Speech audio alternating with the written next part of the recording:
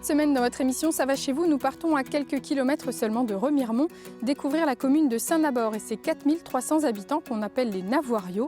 Rencontre avec Marie-Christine Dumaine, plasticienne, céramiste, qui nous ouvre les portes de son atelier. En fin d'émission, nous prendrons un bol d'air au bord de l'étang d'Anty avec les hébergements insolites de Delphine Mout. Mais tout de suite, c'est avec vous, Jean-Pierre Calmels, que nous débutons cette émission. Vous êtes le maire de la commune, un nouveau maire. Qu'est-ce qui vous a donné envie de vous impliquer dans cette commune où vous vivez depuis longtemps? C'est une commune qui me plaît beaucoup parce que j'y ai déjà été adjoint il y a de nombreuses années, à peu près 25 ans, et j'y avais pris beaucoup de plaisir parce c'est une fonction qui permet de connaître les gens, etc. Et j'ai toujours aimé le rapport humain. J'y trouve beaucoup d'avantages, notamment que j'étais beaucoup impliqué dans l'Infernal, qui, vous savez, rassemble à peu près 400 bénévoles.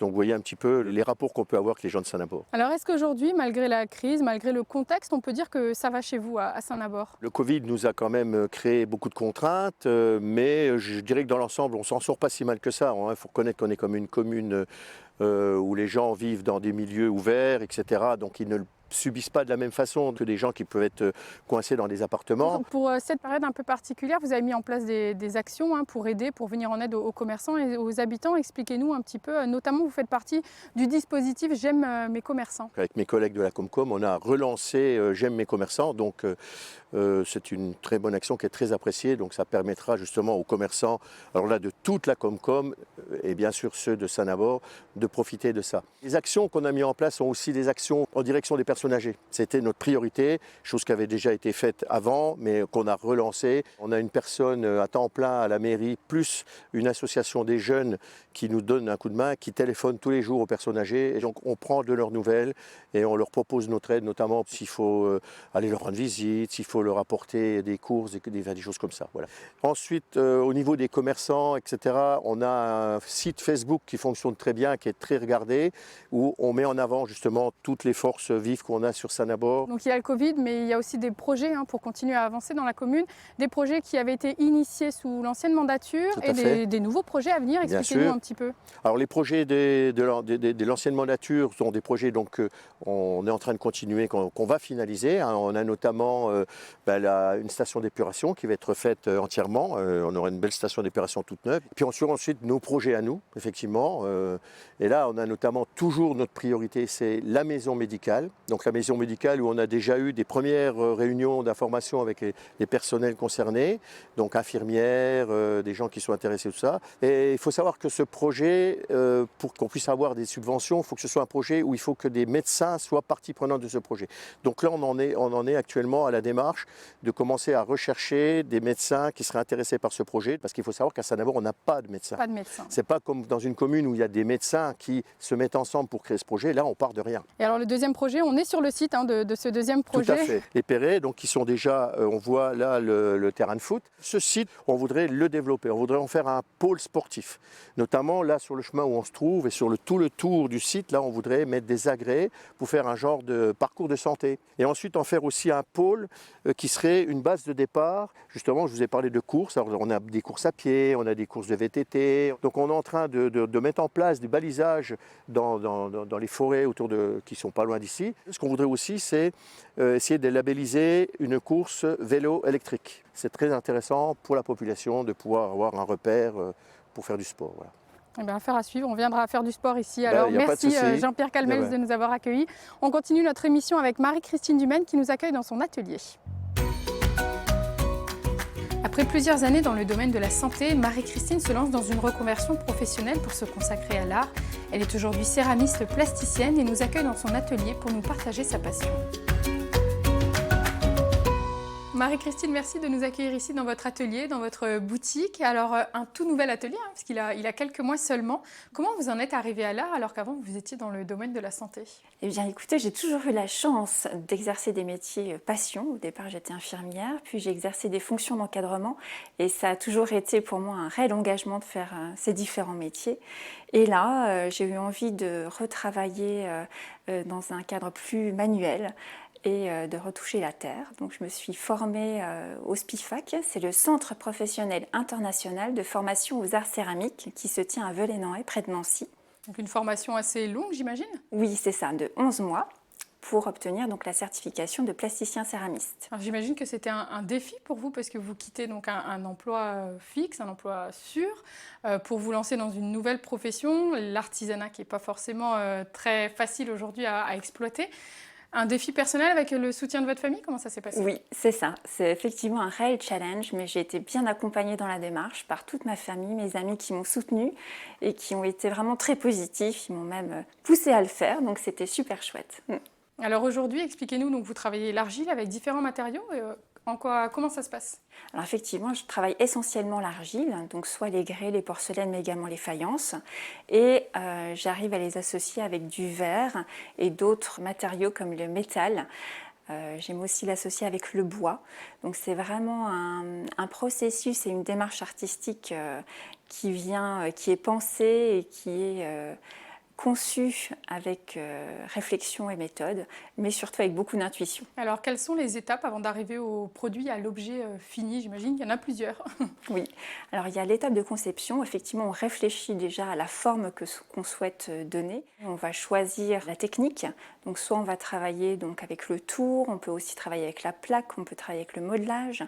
Et en fonction de la technique choisie, effectivement, on va choisir la terre adaptée et on va créer l'objet ou la pièce. Et après, donc, il y a un enfournement. Oui, alors il y a déjà une période de séchage qui va durer environ une dizaine de jours.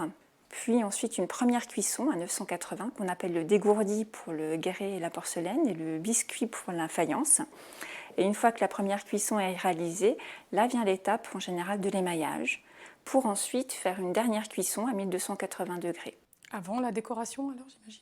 Alors la décoration se fait soit à cru, avant la première cuisson, soit entre la première et la deuxième cuisson. Ça dépend vraiment de l'objet recherché. Ouais. C'est vraiment variable, voilà. Tout à fait. Alors en fonction des objets, on en voit plusieurs derrière vous. Qu'est-ce que vous proposez? Qu'est-ce que vous aimez faire? Alors moi j'aime beaucoup faire de l'utilitaire, mais également des objets décoratifs. J'aime aussi créer du mobilier en association céramique et bois. Et puis j'aime bien faire des bijoux. Voilà, ça c'est mon petit côté. Le petit côté fantaisie. C'est ça. Et qu'on aime bien. Et alors, combien de temps ça prend pour faire une pièce? Alors j'imagine que c'est très variable en fonction de la pièce, mais pour nous donner peut-être un ordre d'idée. Alors entre la création et la cuisson, il faut compter au minimum 3 semaines. Voilà. Parce que les cuissons sont tout de même assez longues. Donc effectivement, il faut un petit peu de temps. Et alors pour revenir sur le décor, j'imagine que c'est un travail très minutieux. Est-ce que vous vous inspirez de choses ou c'est vraiment, vous laissez libre cours à votre imagination? Alors moi j'ai beaucoup d'inspiration, notamment dans la nature. Enfin, je puise beaucoup mon inspiration dans la nature, dans les formes organiques également. Après, ça va dépendre aussi de ce que le client souhaite, car je travaille beaucoup sur commande. Pour la vente, comment ça se passe? Comment vous faites pour vous faire connaître? C'est vrai que l'atelier a ouvert donc en février. J'ai commencé à donner des ateliers découvertes pendant les vacances de février, donc avec des annonces sur Facebook. Et puis le bouche à oreille marche très bien. Donc j'ai eu pas mal de monde qui sont venus découvrir la céramique et l'atelier en février et mars. Après, il y a eu les mois de confinement où tout s'est arrêté. Voilà. C'est important aussi de partager finalement cette passion qui vous anime à vous depuis plusieurs mois. Voilà, il y a une notion de partage et de transmission aussi qui sont très importantes. Voilà. Je débute dans la profession, on ne devient pas céramiste en quelques mois, donc je progresse et en fait ce que je continue à apprendre, j'aime bien le transmettre et le partager. Alors vous partagez aussi avec d'autres collègues céramistes par le biais d'une association, un collectif que vous avez créé, le collectif Pot au Feu. Expliquez-nous un petit peu l'objectif de cette association. Alors l'association Pot au Feu a vu le jour en 2019 et ce sont donc 12 plasticiens céramistes et potiers issus de la promotion d'études 2018-2019 au SPIFAC qui ont eu à cœur de partager, de fédérer ces belles énergies de création autour de la céramique et surtout pouvoir partager des moments de création importants et de créer des événements. Alors est-ce que vous pensez aujourd'hui que l'artisanat a encore de beaux jours, l'artisanat d'art a encore de beaux jours devant lui? Oui. Réponse affirmative, c'est un grand oui. Je pense qu'effectivement on a tous envie de retour à ces valeurs d'authenticité et de simplicité que nous offre la Terre en tout cas. Merci Marie-Christine pour votre accueil ici dans votre atelier. Nous partons à la rencontre de notre dernière invitée au bord de l'étang d'Anty. Delphine Mout s'est lancée il y a plusieurs années dans les hébergements insolites au bord de l'étang d'Anty, un cadre dépaysant pour passer une nuit dans une de ses cabanes ou roulottes. Delphine, merci de nous accueillir ici dans un cadre plutôt dépaysant, plutôt ressourçant. C'est ce que vous cherchiez aussi en vous installant ici? Absolument, je suis une fille de la campagne, j'adore la nature et c'est vraiment un endroit idyllique pour moi et c'est un rêve absolu en fait. Donc j'habite juste là, donc, ma fenêtre de cuisine donne sur l'étang et j'ai les yeux rivés à regarder les reflets dans l'eau, les poissons, tout ça, c'est vraiment un rêve pour moi. Voilà. C'était un véritable coup de cœur quand vous avez découvert cet endroit? Alors complètement, on est arrivé là par hasard, c'était vraiment plutôt un coup de chance. J'ai toujours l'impression que c'est plutôt la maison qui m'a appelé plutôt qu'à l'inverse en fait. Et c'était le vrai gros coup de cœur et j'ai pas pu faire autrement que de venir m'installer ici. Voilà. Alors donc il y a votre maison, mais il y a aussi ces hébergements insolites qu'on voit autour de nous. Vous avez décidé de créer ces hébergements en complément de votre activité. Pour le moment, vous avez une autre activité professionnelle. Quel était l'objectif premier de ces cabanes? Donc en fait, à la base, j'avais construit la cabane qui est de l'autre côté de l'étang. C'était pour moi, c'était pas pour louer. C'était vraiment un rêve de gamine. Je voulais bouquiner au bord d'un étang. Donc un été où je m'ennuyais, j'ai commencé à prendre la pioche et à taper et enfoncer les pieux. Et puis elle s'est construite tout doucement, il m'a fallu assez de temps quand même. Et c'est une amie qui m'a dit « Ah tiens, tu devrais la louer ». Je dis « Bon, on peut toujours tenter ma chance, bon, mais elle est tellement tordue que personne ne voudra jamais venir ». Et en fait si, dès que j'ai mis l'annonce, il y a un flot de gens qui est arrivé, ça m'a un petit peu dépassée, voilà. Donc ça a été le début de l'aventure. Et alors après, d'autres cabanes sont venues s'ajouter, enfin une deuxième qui est derrière nous. Des cabanes que vous construisez vous-même, alors c'est beaucoup de travail, expliquez-nous un petit peu, vous êtes une passionnée. Absolument, j'adore le bricolage depuis toute petite, aux grand dames de mon papa à qui je piquais les outils dans l'atelier, donc j'ai démarré...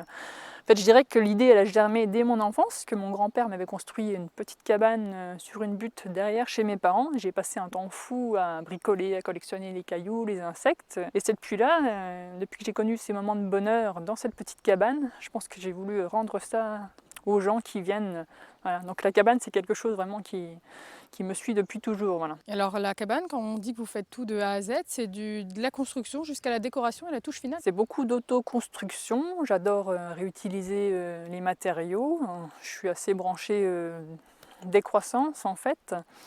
Donc tant que je peux réutiliser des matériaux, même des matériaux qui ne sont pas dédiés à la construction, je le fais et puis j'achète seulement quand j'ai besoin en fait. J'ai malheureusement pas tout ça à la main. Mais bon, je trouve déjà pas mal de choses autour de moi dans la nature, où je récupère, voilà, ça se passe comme ça. Donc tout est autoconstruit, avec de l'huile de coude et puis beaucoup d'énergie. Beaucoup de temps de travail aussi, j'imagine. Pour une cabane, combien de temps J'imagine que c'est très difficile à évaluer le temps de travail qu'il y a eu sur une cabane. Ouais, on compte pas ses heures quand on fait ça, c'est vraiment quelque chose Enfin, c'est une passion, c'est une passion. L'idée à moyen terme, à long terme, c'est d'en vivre complètement de cette activité? Donc effectivement, pour l'instant, je suis encore salariée, mais l'idée, c'est de quitter mon autre emploi pour me consacrer entièrement à cet endroit, vraiment, parce que je m'y sens bien et c'est une grande richesse pour moi et j'ai envie de continuer dans cet élan-là. À partager aussi, c'est ça qui est important quand vous voyez le bonheur des gens, peut-être aussi, surtout en ce moment avec le confinement et la crise sanitaire, les gens ont besoin de ce retour au vert et au calme. Complètement. C'est vraiment quelque chose très enrichissement pour moi aussi, c'est de voir les gens heureux quand ils sont ici. J'essaie de faire en sorte qu'ils se sentent bien, qu'ils soient émerveillés par la nature et de les voir des heures sur la barque à regarder les poissons ou les insectes, les entendre rigoler ou me dire merci. Si j'ai pu contribuer un tout petit peu à un petit moment de bonheur dans leur vie, j'en suis vraiment ravie. Alors un autre projet est en cours, une cabane, une tente de trappeurs. Pour ça, vous avez lancé un financement participatif pour pouvoir aller au bout du projet. Expliquez-nous. Absolument. Donc j'ai débuté la construction d'une tente trappeur il y a 2 mois à peu près et je viens de lancer un projet de financement participatif sur la plateforme qui s'appelle KissKissBankBank. Et chacun peut donner un petit peu pour me permettre d'aller au bout de mon projet et de continuer à vraiment vivre de cette activité. Donc contre des dons, il y a des compensations, des parties de pêche ou des nuitées. Et alors à plus long terme aussi, vous parlez d'autres projets, de nouvelles cabanes aussi, avec des hébergements encore plus insolites peut-être? J'aimerais beaucoup donc poser une bulle au bord de l'eau là, pour que les gens puissent regarder les étoiles ou les animaux tout autour. Donc ça, c'est mon rêve aussi. C'est important aussi peut-être dans ces hébergements insolites. On sait, les hébergements insolites, on le vend en poupe en ce moment. Les gens, c'est ce qu'ils recherchent. Il faut aussi pouvoir se démarquer et apporter quelque chose de différent. Absolument, mais je pense que le fait que ce soit fait par moi-même, en fait, c'est différent des autres en fait. Delphine, merci de nous avoir accueillis ici au bord de l'étang et parmi vos cabanes. Notre émission est terminée pour aujourd'hui. Je vous donne rendez-vous la semaine prochaine. À très bientôt.